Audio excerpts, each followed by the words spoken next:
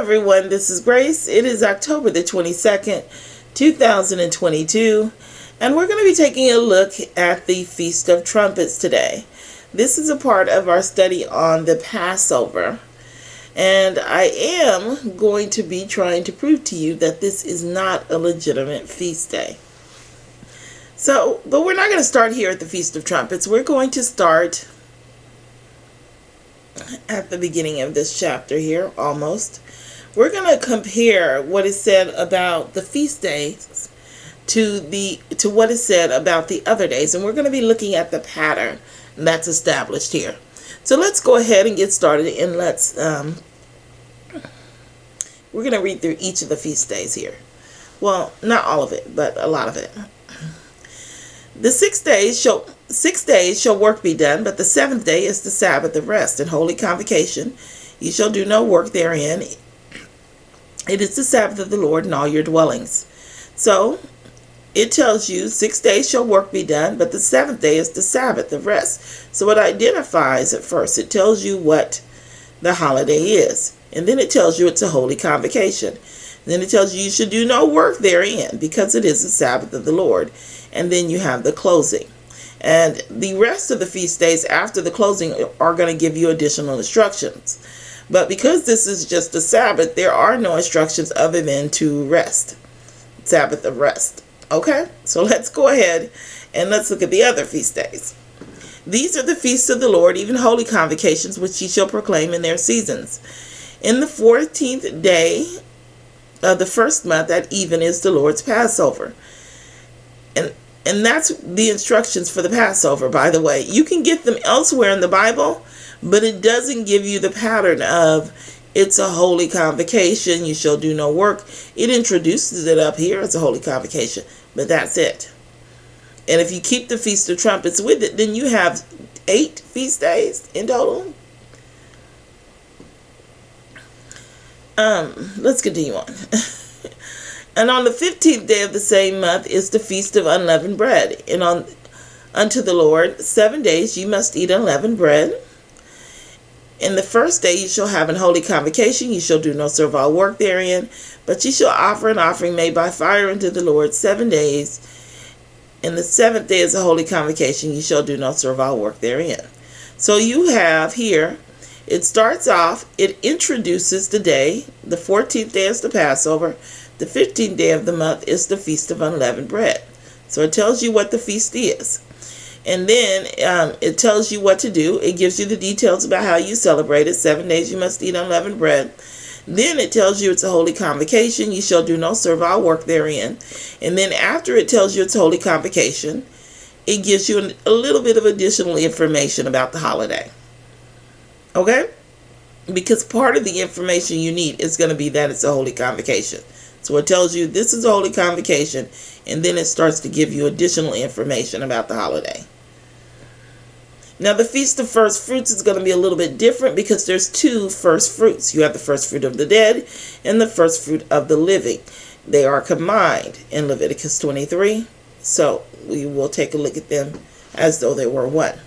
So it starts off, and the Lord spake unto Moses, saying, Speak unto the children of Israel, saying unto them, When ye come into the land which I give you, and shall reap the harvest thereof, then ye shall bring a sheaf of the first fruits of your harvest. This would be telling you the introduction and the name of the celebration. It's the first fruits unto the priest. And he shall wave the sheep before the Lord to be accepted for you on the morrow after the Sabbath. The priest shall wave it. So we're going to skip through most of this because we are going to get the rest of it out of the second part of the feast. Well, it gives you details about how to celebrate this first part, and then it goes on and says, And ye shall count unto you from the morrow after the Sabbath, from the day that you brought the sheaf of the wave offering. 7 Sabbaths shall be complete, even unto the morrow after the 7th Sabbath, etc., etc. It gives you more details, and then it says, here we go. And ye shall proclaim on the selfsame day that it may be an holy convocation unto you. Ye shall do no servile work therein. It shall be a statute forever in all your dwellings throughout your generations. This one does the closing. This is the introduction of the closing. And then after the closing, it's a little bit more additional information. So you have the opening, the introduction. It tells you what the name. It gives you details, more details. Part of the details is going to be that it's a holy convocation. This one has the closing in it. And then afterwards, a little bit more of information. We're going to skip the Feast of First Fruits for a moment. We'll come back to it. The Day of Atonement. And the Lord spake unto Moses, saying, also on the 10th day of the 7th month there shall be a day of atonement. That's the introduction. It shall be a holy convocation unto you, and ye shall afflict your souls, and offer an offering made by fire unto the Lord. This one is going to follow the lines of the Sabbath, because the Day of the Atonement is not celebrated. The Day of Atonement is a day, it's a Sabbath, and over it's going to tell you to afflict your souls and don't work, because that is the components of it. So we'll read through it quickly. It shall be a holy convocation unto you, and you shall afflict your souls and offer an offering made by fire unto the Lord. And you shall do no work on that same day, for it is the day of atonement, to make atonement for you before the Lord your God. For whatsoever soul it be that shall not be afflicted in that same day, he shall be cut off from among his people. And whatsoever soul it be that doeth any work in that same day, the same soul will I destroy from among his people. So it seems like they're talking about the day being a holy convocation, but it's not. It's actually giving you the instructions on how to keep the Day of Atonement through afflicting your soul. But a part of that affliction is that you're not supposed to work. Then it gets to, you shall do no manner of work. It shall be a statute forever throughout your generations in all your dwellings. So you get to the closing, and then a little bit more of additional information about the Day of Atonement. It still maintains the pattern. The Feast of Booths. And the Lord spake unto Moses, speaking to the children of Israel, saying, on the 15th day of the 7th month shall be a Feast of Tabernacles for 7 days unto the Lord. That's the introduction, the Feast of Tabernacles. On the first day shall be a holy convocation. You shall do no servile work therein. 7 days you shall offer an offering made by fire unto the Lord. And on the 8th day shall be a holy convocation unto you, and you shall offer an offering of fire unto the Lord. It is a solemn assembly. You shall do no servile work therein. These are the feasts of the Lord, which he shall proclaim. So it gives you, it's going to do a closing here somewhere. Maybe not, I'm not sure. The point is that it does the introduction. It tells you about the Sabbath. It tells you about the holy convocation. And then it's going to go on to give you additional details. I can't remember if there's a closing or not, but I don't want to read through all of this. Yeah. It doesn't look like there is one. But that's okay. Then it goes on to give you additional information about how to keep the feast day. So let's go back up to the Feast of Trumpets. And the Lord spake unto Moses, saying, speaking to the children of Israel, saying, in the 7th month, in the first day of the month, ye shall have a Sabbath. So the introduction is not that it is the Feast of Trumpets, but that it's just a Sabbath. There's no name given. Nothing like that. It's not the Feast of Trumpets. It says you're going to have a Sabbath. Also, on the 10th day of the 7th month, there shall be a Day of Atonement.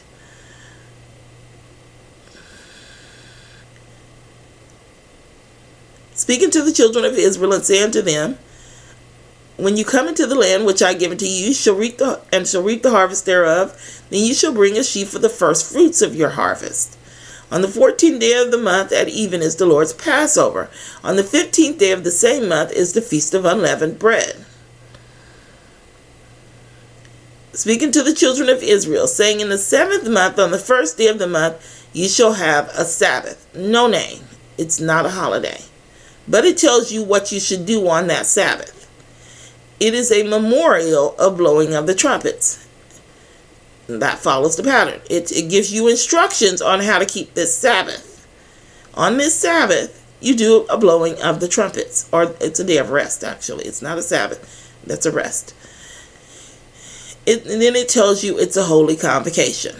You shall do no servile work therein, but ye shall offer an offering made by fire unto the Lord.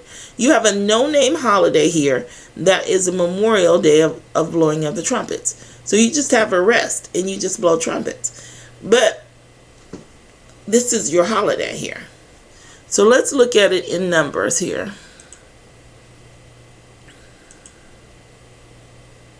Numbers, what you'll find is if you go back and you look at the way that they tell you about the offerings, because they're talking about the offerings here. When they start off, they tell you, they introduce each of the offerings. They say the 14th day of the first month is the Passover, the 15th day is the Feast of Unleavened Bread. Then they go on, we're going to bring a new meat offering for the Feast of the Weeks. You shall have a holy convocation, but do no servile work. Hold on. Also on the day of first fruits, it tells you the first fruits. But then when it makes it to the Feast of Trumpets, the pattern changes again. Now, it doesn't introduce the offerings before. Then it goes, on the 7th month and the first day of the month, ye shall have a holy convocation. Ye shall do no servile work. It is a day of blowing of the trumpets unto you. And it actually starts, it changes all of them. And ye shall have on the 10th day of the 7th month an holy convocation. Ye shall afflict your souls. Ye shall not do any work therein. On the 15th day of the 7th month, you shall have a holy convocation. You shall do no servile work, and you shall keep a feast unto the Lord 7 days. So you see how it went from introducing all of them, and it changes the pattern after the Feast of Trumpets to introducing them as holy convocations. But let's go ahead and read through this real quick, and then we will go back. We'll go on to our next scripture. In the 7th month, on the first day of the month, ye shall have an holy convocation. Ye shall do no servile work. It is the day of blowing of the trumpets unto you. And ye shall offer a burnt offering of sweet savor unto the Lord, 1 young bullock, 1 ram, and 7 lambs of the first year without blemish. And their meat offerings shall be a flour mingled with oil, 3 tenths dill for a bullock, and 2 tenths dill for a ram, and 1 tenth for 1 lamb throughout the 7 lambs. And 1 kid of the goats for a sin offering to make an atonement for you.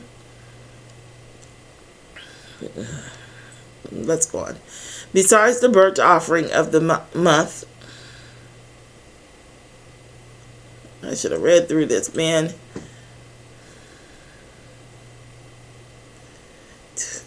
Look, this. Yeah, I'm probably going to do a study on this monthly thing. It actually happened by accident. When I was looking for scriptures for the Feast of Trumpets, I looked at videos to find out what scriptures were used to support it. Well, because there's no details about it, most people use the symbolic imagery of the trumpet in order to support the Feast of Trumpets, because it doesn't really tell you anything. But I came across this scripture in Psalms 81 that says, blow the trumpet in the feast days, or something like that. And it led me to have to do a study on this month. And you saw where I highlighted it.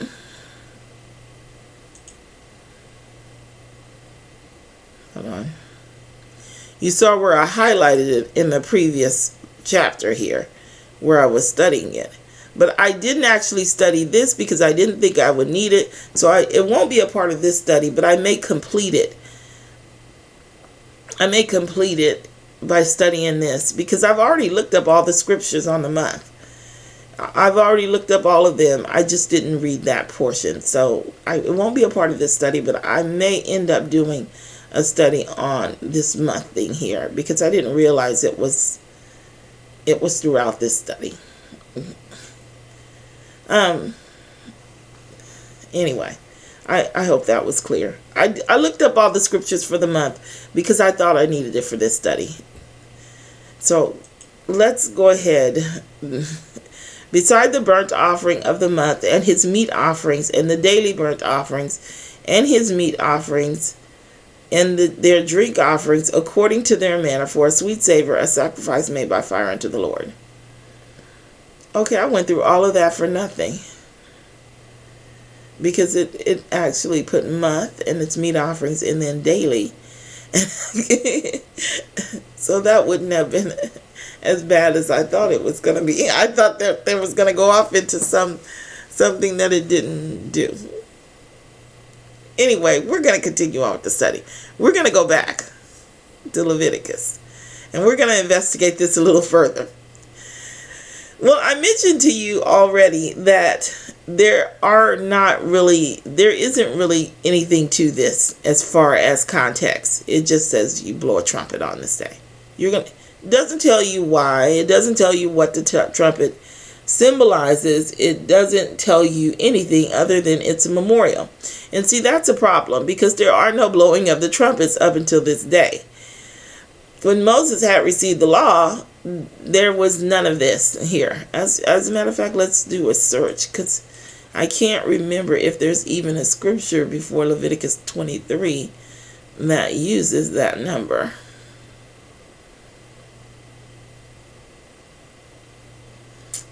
Nope, this is the first one. Leviticus 23:24 is the first mention of this number.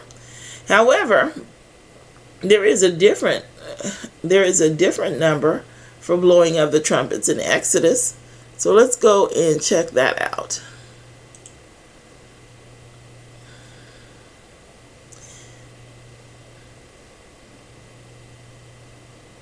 Is this the...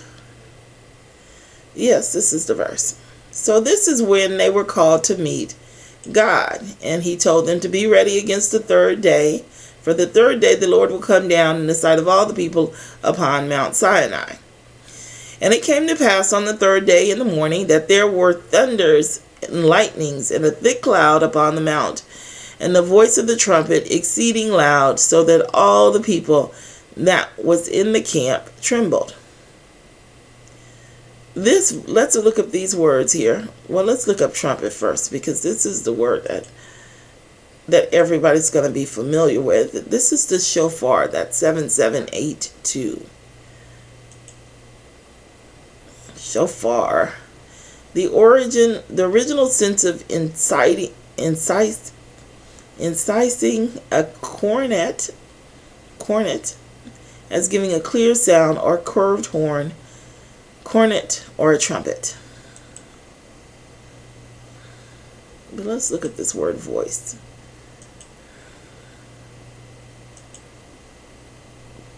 From an unused root meaning to call aloud, a voice or sound, a loud, bleating, crackling cry. So a proclamation. Let's read through this again. And it came to pass on the third day in the morning that there were thunders and lightnings and a thick cloud upon the mount, and the voice of the trumpet exceeding loud, so that all the people that were in the camp trembled. So what was the point of this? It tells you the point right here. The voice of the trumpet was used because it was exceedingly loud. That's it. This trumpet was used because it was loud, because it called the attention to the people, because it made the presence of the Lord grand and without limitations. It wasn't an introduction that a man walking in a room could do. This demanded their attention, and it made them tremble.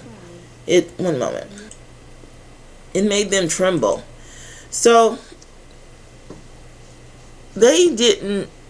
That's the reason for the use of the trumpet here, as a loud instrument.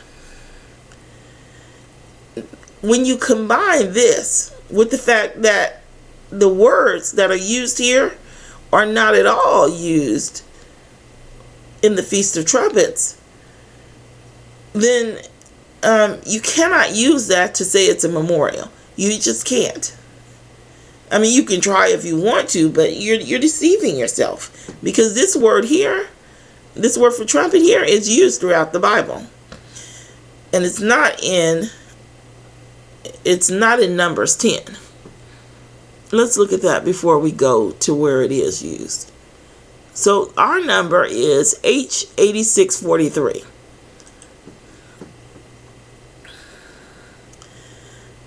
Numbers 10. And the Lord spake unto Moses, saying, Make thee 2 trumpets of silver, of a whole piece shalt thou make them, that thou mayest use them for the calling of the assembly, and for the journeying of the camps. And when they shall blow with them, all the assembly shall assemble themselves to thee at the door of the tabernacle of the congregation.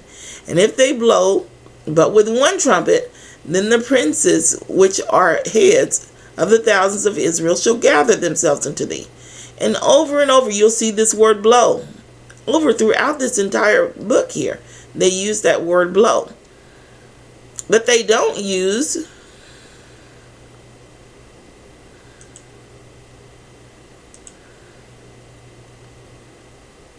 this.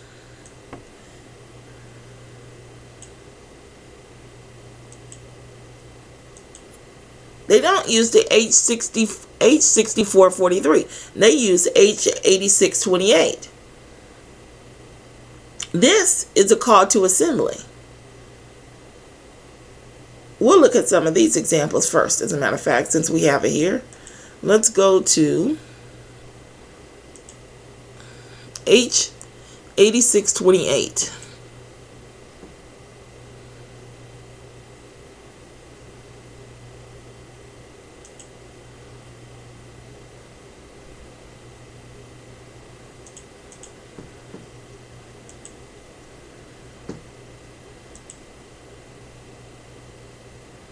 And it shall come to pass in that day that the great trumpet shall be blown, and they shall come which were ready to perish in the land of Assyria, and the outcasts in the land of Egypt, and shall worship the Lord in the holy mount of Jerusalem. This is during the millennium. They're going to call the people to God to come and worship, to assemble unto their God. So Joab blew the trumpet, and all the people stood still and pursued after Israel no more, neither fought they any more. This is when the two tribes of Israel were warring against one another. And he stopped the war. He told the people to stop fighting by blowing the trumpet. H8628. And behold, God himself is with us for our captain, and his priests with sounding trumpets. This is the H8643. This is the word that they use in Leviticus. And behold, God himself is with us for our captain, and his priests with shouting trumpets to cry against you. Okay. This is in the wrong place. Let me mark this for later. Hold on.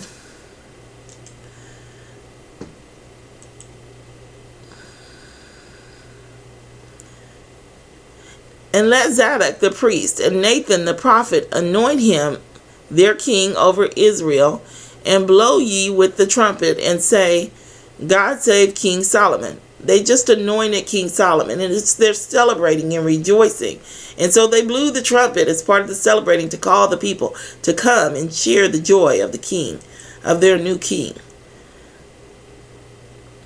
And when she looked, behold, the king stood by a pillar, and as all manner was, and the princes and the trumpeters by the king, and all the people of the land rejoiced and blew with trumpets. And Athaliah rent her clothes and cried, treason, treason. Athaliah as a queen, was very cruel to the people, and I think she killed the king in order to get her position there, and she killed all of his descendants, and one child escaped at the age of 9. I'm doing this from memory. That may or may not be correct, but the point is that she was not supposed to be queen. And so when they found a king to replace her, everybody rejoiced, and they started celebrating and blowing the trumpets in celebration. And of course, she rent her clothes and cried treason. Because she did, and they put her to death, I think, after that too. Declare ye in Judah, and publish in Jerusalem, and say, blow ye the trumpet in the land, cry, gather. Oh, this is bad here. This is Jeremiah. So now when they're blowing the trumpet, they're saying, gather together and assemble yourselves and go into the defense cities. Go out and protect yourself. It's a warning cry now. It's a cry of celebration, but it's also a cry to warn you to protect yourself. This is the last one. Even if he seeth the sword, when he seeth the sword come upon the land, he blow the trumpet and warn the people. It's a warning cry for you to protect yourself. So this is the trumpet that's used to gather the people together to celebrate or to warn them of impending danger. That's what this trumpet does. So let's go and look at, we may have to make this a longer study because I don't think I have enough information to make this into 2 videos. Look, I don't want to make a long video. So we're going to stop here and we're going to come back. And then we're going to take a look at, I don't remember the number. Give me just a moment. We're going to take a look at how H8643 is used in the Bible and what its definition is as well. What its definition is. I will talk to you in the next video.